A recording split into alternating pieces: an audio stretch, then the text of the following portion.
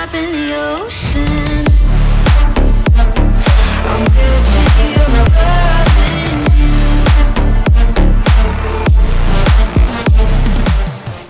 Well, we rolled up to the customer and he says they don't have enough forklifts. So now we're just doing the waiting game. Hopefully we'll be out of here soon. Slowly pulling one machine out. These are basically granite slab cutting machines. You put these on and it's like a CNC for granite. Quartz, granite, and all that. There's two big ones. Basically, each one is 20 foot long. They're gonna pick one up from with two more forklifts on the sides.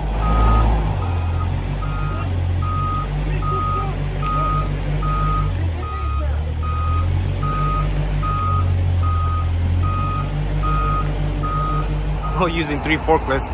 We got one out and one to go. And guys, it's funny, my buddy's coming on his hot shot flatbed to pick this up and take it back to Auburn. I don't know why they didn't let me just deliver one to Auburn, but it is what it is.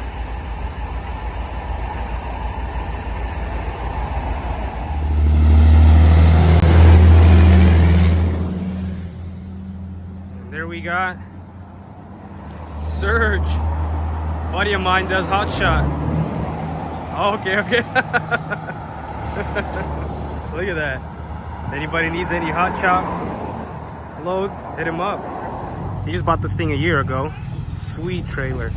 It's a tilt deck, so he hauls different machineries, forklifts, because you could tilt it down, drive up. That way he does cars, pickup trucks. He even did a semi on here from FedEx. So locomotive transportation. Anybody need any hot shot work? He's just gonna back up under this piece and take you back down to Auburn. And last one coming out. Whew. Full force. Well guys, it's already time to go home. It took us all day to do one local move. Of course, it turned out pretty good. We probably ate close to $1,000 gross on that one load, just because there's so much waiting time involved. Waiting time returning the container, waiting time paid for pulling the container, waiting time at the shipper, because they did not know how to really unload it. They had to run and grab an extra forklift. It was just too big of a machine. They had no dock, nothing like that. Guys, what are we doing today? We are taking out the old leaf spring. Already got the front 4 bolts out. You got a small pin that sits right under there. Don't lose that one. And what's nice on the 389 is you have a lot more space right here above the leaf spring. Where on the Kenworth W9, if you're putting the AG130 leaf spring, you don't have enough room and it touches the top part. So that's just one thing for you guys to be aware. And I'll show you guys one thing why we're doing this is this leaf spring. This is pretty much it. The airbag could go another 4 inches inside, yet the leaf spring is maxed out. It just won't flex anymore. So with the AG130, it's a lot more of a flexible leaf spring. So it's gonna let us actually sit lower, and it's gonna let us actually use the bump stop inside the airbag. Because right now, you got 12 to 13,000 pounds hanging on one leaf spring, because the bump stop is not touching inside when the airbag is fully deflated. And the front part of the leaf fit perfectly in here.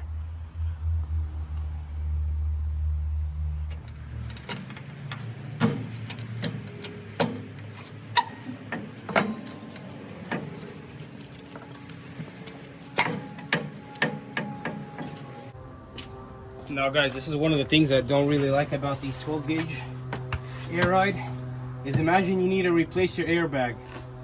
You have to unbolt your U-bolts. You have to lift the airbag bracket up just to access the little nut that's holding the airbag underneath right here.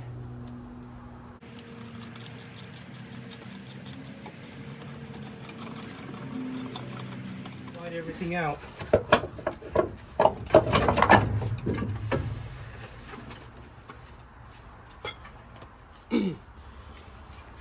Well, I got the truck jacked up high enough got the shackles removed. Ready to pull the leaf spring out. Yep. Let's go here and show you guys the difference between the AG130 389 leaf spring and the factory 389 leaf spring that comes with no air ride. They're both the same length, but this one is just way too stiff. It doesn't allow it to flex as much. You guys could tell this part right here, this is where all the flexing happens. It's super thin leaf. This is solid straight leaf. And what's best is that it has a nice flat solid base to mount this airbag bracket, because this leaf spring, this fat one, it does not flex. All the flexing happens right here now. So yeah, we didn't have to relocate the bracket like we did on my W900. On the 379 you do, just like the W9. The 379 has shorter leaf springs, but the 389 is a direct swap. Well, the leaf springs are on.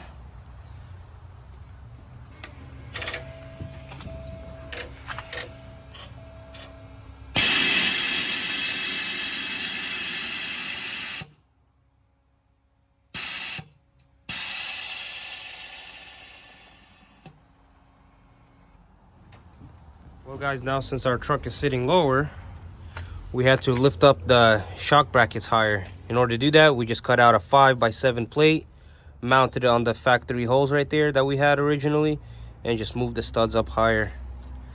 That way the shocks could actually extend farther out. Well, got the bumper on, almost ready to go test drive it. And we do have a bumper lift kit on this thing. I don't know guys, should I get one on my W9? You definitely get a whole bunch of clearance. That's probably like a whole foot of clearance. Still gotta wire up the lights.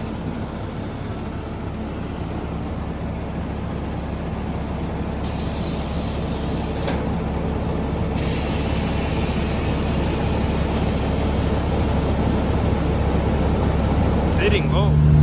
Well guys, I think I am finally enjoying the ride on the Kenworth. I mean, the 1.5 Leafs, it did a huge improvement, but I was still struggling with a little bit of wobble and keeping the truck straight in the lane. I am moving my steering wheel left and right now, but the truck only wants to go straight. And all it was a 2.5 degree shim that I put between the axle and the leaf spring. Guys, that's all it was just a shim. It was a caster wedge. It's all it needed, you know? It's like unbelievable, you know? I wish I knew earlier. But thanks to a couple guys that did mention is, where is your caster shim? You know, we totally forgot about it. I don't know why I didn't think about putting it on. But guys, this truck is it just wants to drive straight now, you know? And it got rid of some of the wobbles, and I'd say, you know, I'm really happy with how it's actually driving now. But straight up guys, look at this. I mean, I can move the steering wheel left and right, but the truck will only wants to go straight. You know, it just feels pretty amazing right now.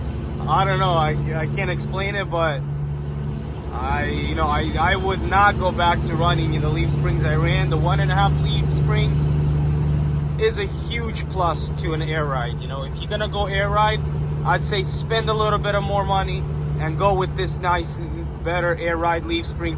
It was designed from factory to be running with the AirRide, so that is why it rides a lot better. You know, we did it on the P389, and he likes it as well, my father-in-law, on the Pete. So we'll show you guys a test drive soon from the Pete.